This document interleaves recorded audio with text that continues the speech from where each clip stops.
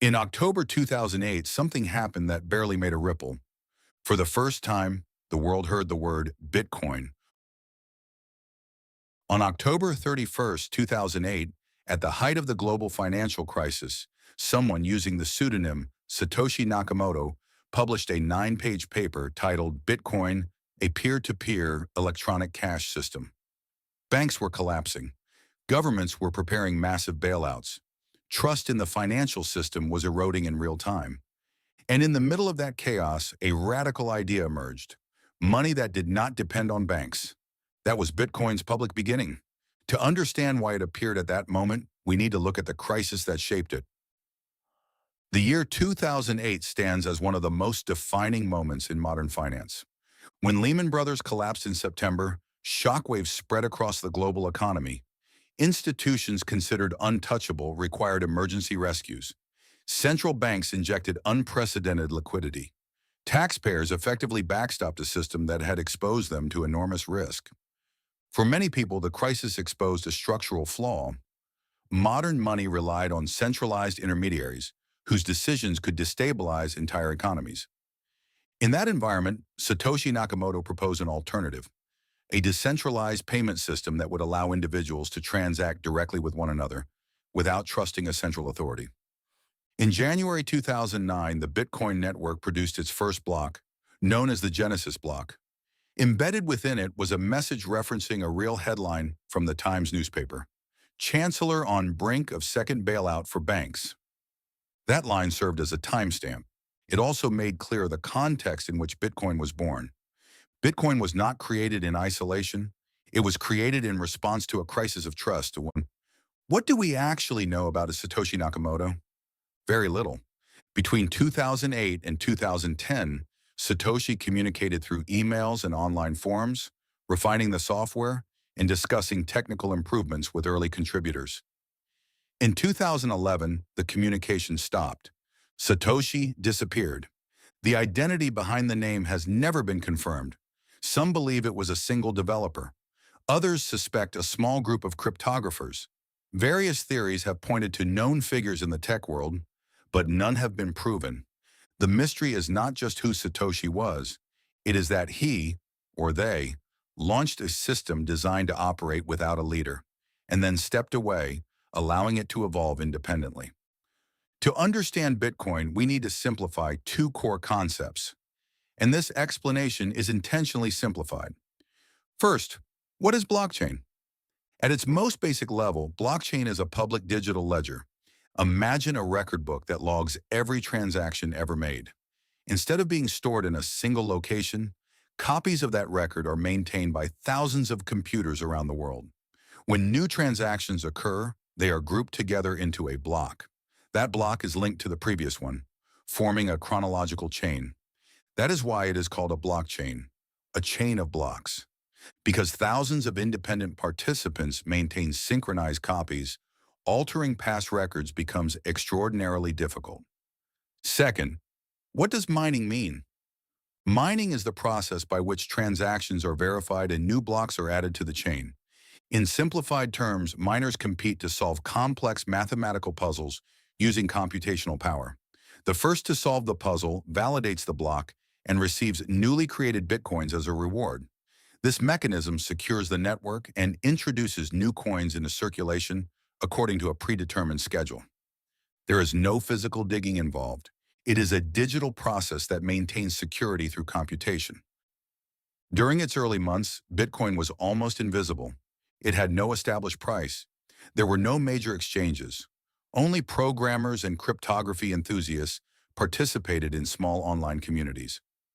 On May 22, 2010, a programmer named Laszlo Hanyecz completed what is widely recognized as the first documented real-world Bitcoin purchase. He paid 10,000 Bitcoins for 2 pizzas.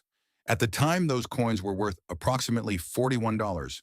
That event is historically verified and is still commemorated annually as Bitcoin Pizza Day. In hindsight, those pizzas became symbolic of one of the most dramatic asset appreciations in modern history. By 2011, early exchanges emerged, allowing Bitcoin to trade against traditional currencies. Its price moved from cents to several dollars, then into double digits. Gains were often followed by steep corrections. Volatility became part of its DNA. That same year, Satoshi stopped communicating publicly. The network continued without its creator. As Bitcoin gained traction, controversy followed. In 2011, Silk Road launched as an online marketplace that used Bitcoin for transactions involving illegal goods. U.S. authorities shut it down in 2013, and its founder was later sentenced to life in prison. For critics, Silk Road confirmed suspicions that Bitcoin facilitated criminal activity. For supporters, it demonstrated that the underlying protocol was neutral technology, capable of being used for both legal and illegal purposes, much like the internet itself. Then in 2014, Mt. Gox, at the time handling roughly 70% of global Bitcoin transactions, collapsed after announcing the loss of approximately 850,000 Bitcoins due to security failures. The price fell sharply. Confidence was shaken. Yet the Bitcoin network itself did not stop. Blocks continued to be mined. Transactions continued to settle. In 2017, Bitcoin entered mainstream consciousness. Its price rose from under $1,000 in January to nearly $20,000 by December. Media coverage intensified. Retail investors entered in large numbers. Cryptocurrency became a household term. That same year, a significant internal dispute emerged within the Bitcoin community, known as the block size war. One faction argued for increasing block capacity to allow more transactions per second. Another insisted that larger blocks would undermine decentralization. The disagreement resulted in a split, creating a new cryptocurrency called Bitcoin Cash. It was more than a technical debate. It was a philosophical conflict about Bitcoin's future direction. After reaching its 2017 peak, Bitcoin's price declined by more than 80% during 2018. Speculation cooled. Headlines once again predicted collapse. Behind the scenes, however, infrastructure improved. In 2020, the global environment shifted again. The COVID-19 pandemic triggered massive monetary expansion worldwide. Central banks expanded balance sheets at historic rates. Concerns about inflation and currency debasement resurfaced. Bitcoin began attracting institutional interest. Public companies such as MicroStrategy announced significant Bitcoin purchases for their corporate treasuries. In 2021, Bitcoin surpassed $60,000. An asset once traded among hobbyists was now discussed on corporate earnings calls and covered in mainstream financial analysis. The narrative evolved from digital cash to digital gold. Its fixed supply of 21 million coins became central to its appeal, positioning it as a potential hedge against monetary expansion. A notable example of state-level adoption occurred in 2021. El Salvador passed legislation making Bitcoin legal tender alongside the US dollar, becoming the first country to do so. The decision sparked international debate, praised by some as forward-looking innovation and criticized by others as economically risky due to volatility. The discussion surrounding Bitcoin remains polarized. Critics highlight price volatility, regulatory uncertainty, and the energy consumption associated with mining. Supporters emphasize decentralization, censorship resistance, and predictable monetary issuance.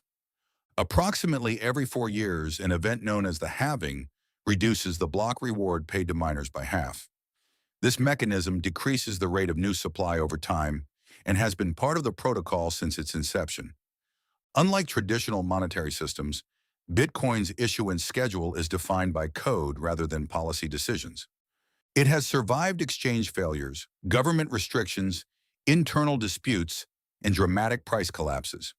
The identity of Satoshi Nakamoto remains unknown, yet the network continues operating independent of its creator. Bitcoin did not answer every question about money. It forced the world to confront them. It changed how people think about trust. It changed how institutions think about monetary policy. And it emerged at a moment when trust in traditional systems was deeply shaken. Bitcoin's story is still unfolding. Its future depends on regulation, adoption, technological evolution, and human behavior, the same forces that shape every financial system.